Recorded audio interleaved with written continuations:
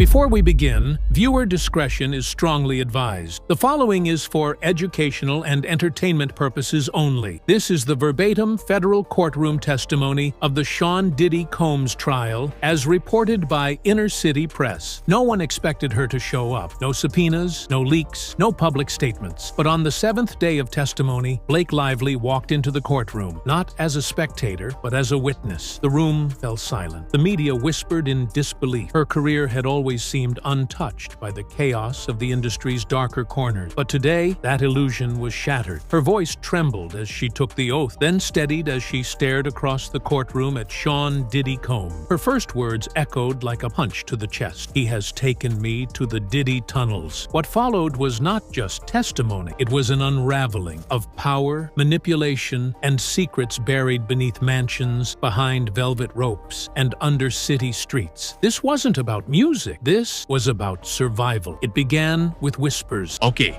for now, focus here for a minute. Don't worry, their drama will keep going on. Think a little about yourself too. An Indonesian scientist has uncovered a shocking truth about belly fat, and it has nothing to do with diet or exercise. 95% of people who tried this strange bedtime ritual lost 25 pounds or more. Some even dropped over 50, all while sleeping. No gym, no starving, just one simple step before bed. It sounds crazy, but it's backed by science. Tap the link in the description and see for yourself.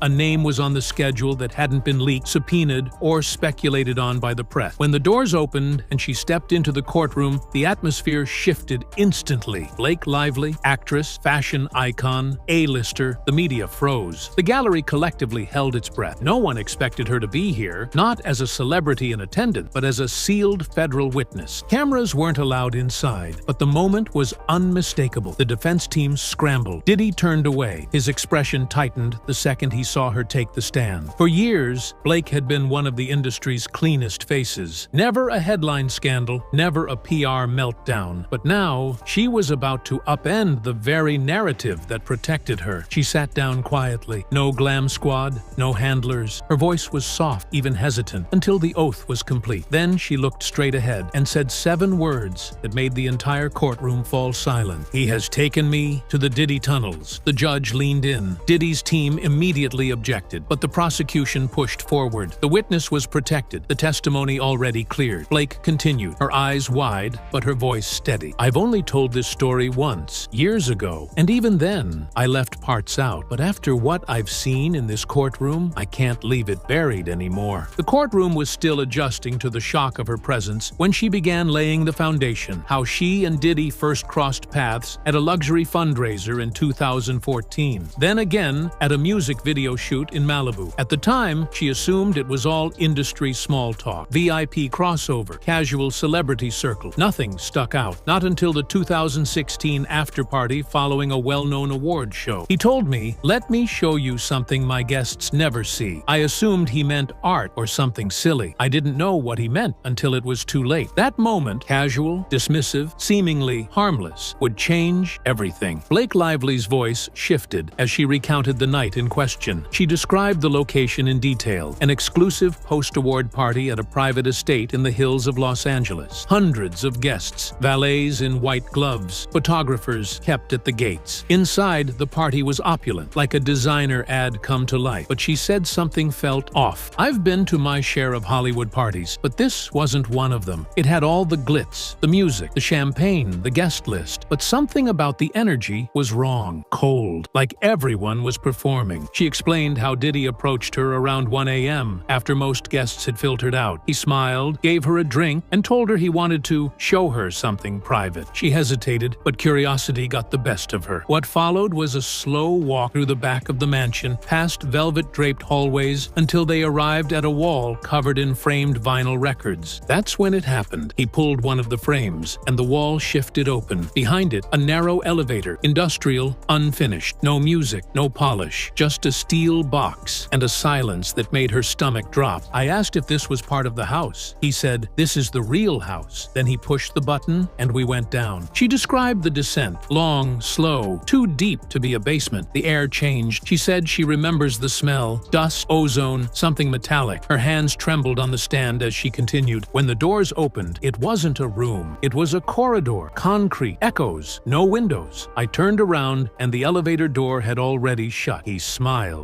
like it was a game. The corridor had branching hallways. Some led to closed rooms, others deeper underground. Diddy led her wordlessly through what she described as a bunker, not a basement. She noticed thick doors, soundproof walls, blinking red lights on the ceilings. Some doors had numbers, others had names. And then I asked him where we were. He didn't answer. He just kept walking. The final room they entered had no window, but mirrored walls. She said her breath caught when she looked up and saw a camera, just one, pointed directly into the room. He said this was Studio M. I thought it was a joke, but it wasn't. It was very real. Blake Lively's testimony deepened with every word, dragging the courtroom further into a narrative that sounded too unbelievable and yet too detailed to be fiction. She described the tunnels as industrial, old, not recently built, reinforced steel in places, sand-colored paint peeling off the walls. The lighting wasn't residential. It was motion-activated, dim, barely enough to see ahead, but it was the silence that stayed with her. It was the quietest place I've ever been, like the air itself didn't want to make noise. She said Diddy walked her through what appeared to be a central hub underground, a junction of tunnels with signs coded in numbers and short phrases like M2 entry, red check hole, and crimson staging. When she asked what the phrases meant, he told her, "You don't need to worry about that." The mirror room, or Studio M, was the only space that had visible furniture, but it wasn't what she expected. A couch, two chairs facing the mirrored wall, and a table with a metal pitcher of water. Through the mirrored glass, she could see into another chamber. Inside, a girl sat under bright white light, pale, still, wearing a red wristband. "I didn't understand what I was looking at," Blake said. "It looked like an audition room, but the girl wasn't performing. She was waiting, like she didn't know anyone could see her." She asked Diddy again, "Why are we down here?" He reportedly smiled and said, "Because this is where the real deals are made." Blake said she immediately felt unsafe. She asked to leave. He told her the elevator wouldn't return for 20 minutes. "Stay," he said. "Learn something." But when she turned to look back into the glass, the girl inside was no longer sitting. She was standing, facing the mirror directly. She couldn't see me, but she was looking, like she knew. At that moment, Blake said something inside her snapped. "I knew I had to get out, even if I had to run blind through the tunnels." She found the elevator control panel. It wasn't locked. She slammed the button over and over until the doors opened. When she looked back, Diddy was leaning in the doorway. He said just one thing. "Remember, this room sees everything." She didn't sleep for 3 nights. She never told the full story until now. The room was freezing, not in temperature, but in atmosphere. Blake said she could feel it in her teeth. Not fear, not adrenaline, something colder, like something had already happened before she even arrived. As she stood in Studio M, looking through the one-way mirror, she described a strange realization. The girl inside wasn't alone. A shadow moved just beyond the glass. Not a person, not quite, a silhouette. And then someone stepped into the room, dressed in gray slacks, gloves, and a headset. They didn't speak. They simply walked up to the girl, whispered something, and left. The girl nodded once, then turned to face the mirror again, directly into Blake's line of sight. "She couldn't have seen me, but she was looking at me," Blake said softly in court, "like she knew I was there, and she didn't look scared. She looked resigned." The mirror room, she realized, wasn't just surveillance. It was a stage, not for performances, but for processing. She saw a second chair, an old CRT monitor, and a file folder on the table, all red. The folder had no name, just a symbol, a capital C intersected by a line. The next moment broke her. A sound came from a speaker in the corner of Studio M, a static buzz, and then audio. Not music, not instructions. A voice she recognized, her own. It was audio of her laughing from the upstairs party, a brief, offhanded laugh, and then her voice saying, "Oh my God, you're ridiculous." A moment she remembered from earlier that night. The party had been bugged. "I realized in that moment," Blake whispered in court, "they were listening long before we went underground." She looked at Diddy, who hadn't moved during her testimony, then back at the judge. "That's when I stopped feeling like a guest and started feeling like a product." After hearing her own voice played back in that room, Blake knew she had to get out fast. She reached the elevator, repeatedly slamming the call button until the doors opened. But what chilled her more than anything wasn't what she heard or saw. It was what Diddy said as she stepped inside to leave. He walked over, leaned against the wall, and said, "Now you know why people stay quiet." The elevator closed. That was it. But the silence didn't stop there. 2 days later, she received a package at her home. No return address. Inside was a single black envelope. When she opened it, a photo slipped out. A still image from a surveillance camera. It showed her standing in Studio M, one hand on her mouth, eyes wide in horror. In the corner of the image, a time code and a red stamp that read, "Witness file HL-T-T-M."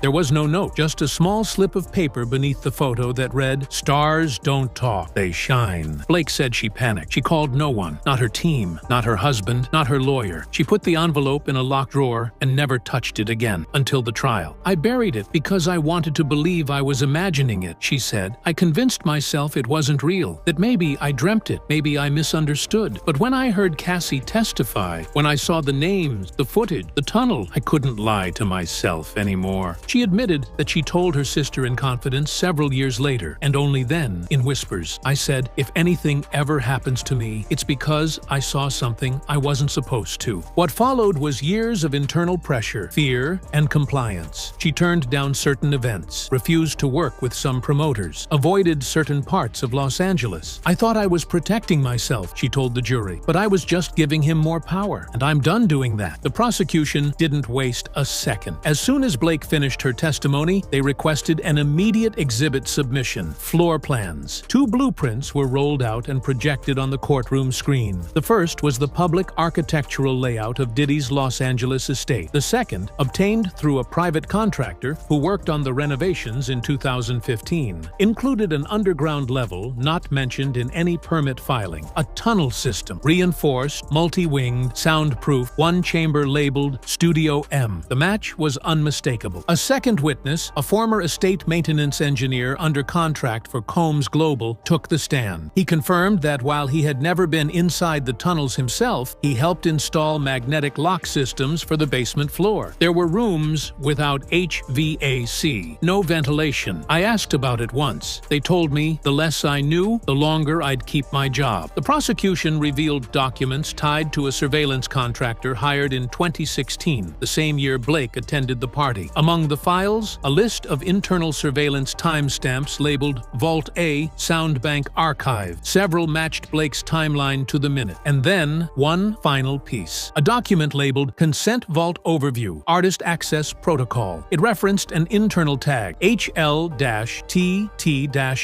the same tag that appeared on Blake's surveillance photo. Prosecution drew the connection. HL, likely a code for her name. TT, Taylor Tour. M, Mirror Room. Blake's experience wasn't an accident. It was part of a system. And now, that system was being torn open, brick by brick, as the courtroom listened. By now, the courtroom had grown used to shock. But what came next changed the tone of the trial completely. With Blake Lively's testimony freshly etched into the minds of the jury, the prosecution pivoted to a new question. How many others had seen the tunnels and never spoken? They unveiled a new sealed exhibit, a guest log, not handwritten, not official, but pulled from a hidden access system buried in the metadata of a digital concierge program used during exclusive events at Combs's Los Angeles and Miami properties. The names on the screen weren't random. Several matched celebrity assistants, choreographers, influencers, and high-level industry event staff. But 5 names drew audible gasps from the courtroom. They were blurred from public view, but reporters caught enough initials to speculate. At least 2 were rising actresses, one a former Disney star, another a supermodel. Blake Lively was shown the document while still under oath. She stared at the screen and slowly nodded. "She was there," she whispered, pointing to one of the initials. "She was in the hallway. I remember her heels." Prosecutors introduced a key witness next, a whistleblower from an art gallery that previously partnered with Diddy's brand on a 2018 fashion exhibit. He claimed the private installations at the event doubled as as invitation-only influence rooms for networking,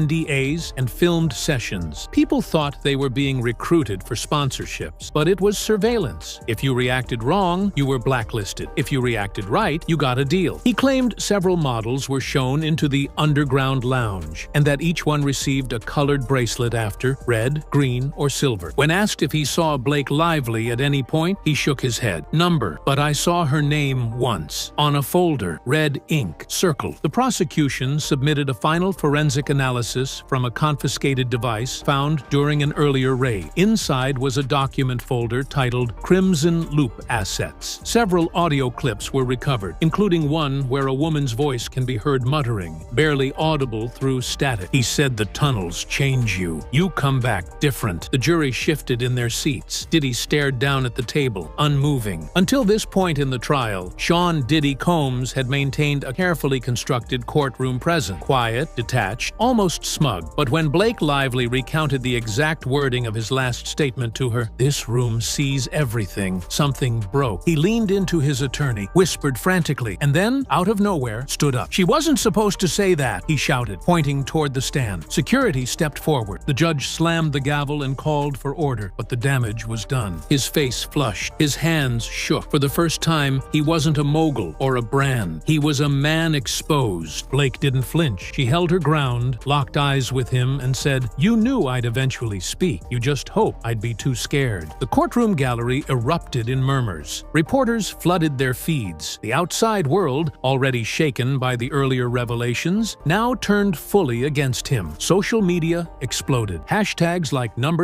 #Blake testifies and #Diddy tunnels began trending worldwide. Former co-stars of Blake came forward expressing support. A-list celebrities posted vague but emotional messages. One wrote, "There's more. There's always been more." Even figures who once partied with Diddy now distanced themselves, purging old photos and deleting collaborative posts. It became clear this wasn't going away. This wasn't a scandal. It was a collapse. Prosecutors seized the moment and moved for an emergency expansion of the case's scope to unseal multiple previous settlements involving Combs and associated production companies. The judge approved. A list of 12 names was submitted for subpoena. And through it all, Diddy remained silent, broken, furious, exposed. His team requested a recess. It was denied. Because the court had just heard from a witness no one thought would speak, and her voice, calm, trembling, and resolute, had shattered the illusion of untouchable power. With the courtroom still shaken by Diddy's outburst and the evidence on the record, Blake Lively was allowed to make a closing statement. It wasn't rehearsed. It wasn't polished. It was real. She stood, looked out at the jury, and spoke slowly. "For years, I told myself it wasn't real, that what I saw couldn't have been what I thought it was. But that lie became a prison. I smiled through interviews. I walked red carpets. I acted like I hadn't seen what I saw, because speaking out meant risking everything." Her voice cracked, but she didn't stop. But silence doesn't protect you. It just delays the damage. I wasn't physically harmed. I wasn't blackmailed, but I was marked, tagged, cataloged. And when you realize you were treated like an asset, not a person, something in you dies. She turned to the judge, then the gallery. "I came here today not to take him down, but to stand up, because I know there are other girls who saw that hallway, who stood in front of that mirror, who got the envelope in the mail and told themselves it was nothing." She paused. Then one last sentence. "If this is what it takes to wake people up, then I'm wide awake now." As she stepped down, the courtroom rose in silence. Not applause, not sympathy, respect. Blake exited the courtroom alone. No team, no entourage, just the weight of her words following behind her. Later that day, federal agents raided 2 new properties linked to Combs's shell companies. Among the items seized were additional drives labeled M Sessions, physical guest logs, and 1 velvet-lined lockbox containing 6 more red wristbands, each marked with initials. No one knows how far the tunnels go or how many names are buried in the dark, but one thing is clear. Blake Lively's voice cracked the wall, and the echoes are just beginning. Just when the courtroom thought the revelations had reached their peak, the prosecution introduced one final exhibit, a photograph. Not a screenshot, not a digital capture, a physical photograph, printed on aged, slightly curled matte paper, found during a federal raid on a locked file cabinet inside a Combs-owned property in Brentwood. It wasn't labeled, no metadata, no stamp, just a quiet, chilling image. It showed a hallway, not grand, not staged, industrial. Concrete walls, walls, a single fluorescent bulb overhead, and in the center of the frame, Blake Lively. She was younger, no makeup, wearing a loose black dress and no shoes. Her expression, vacant, not frightened, not angry, just resigned. She was standing just outside what appeared to be the entrance of Studio M, a mirrored wall behind her reflecting part of the corridor, and in that mirrored reflection, partially blurred and out of focus, was a second figure, a man in a dark suit, standing just behind her. When asked if she remembered this photo being taken, Blake stared at it in silence, then nodded. "I didn't know anyone was behind me, but that's exactly how it felt the whole time." Prosecutors argued that this was likely captured by one of the hallway surveillance cameras, footage Blake had never seen. The photo had been printed, stored, preserved. For what reason, no one could confirm. But its presence proved something disturbing. Even after Blake left the tunnels, after the elevator ride, after the sealed silence, someone had held on to the evidence, as if waiting, as if watching. The courtroom fell into complete stillness as the judge ordered the photo sealed again. But the damage had already been done. The image had burned itself into everyone's mind. Blake didn't say another word that day. She didn't need to, because that photo, more than any statement, any tear, or any diagram, was the final confirmation. She had been there. She had seen it, and now the world had seen her.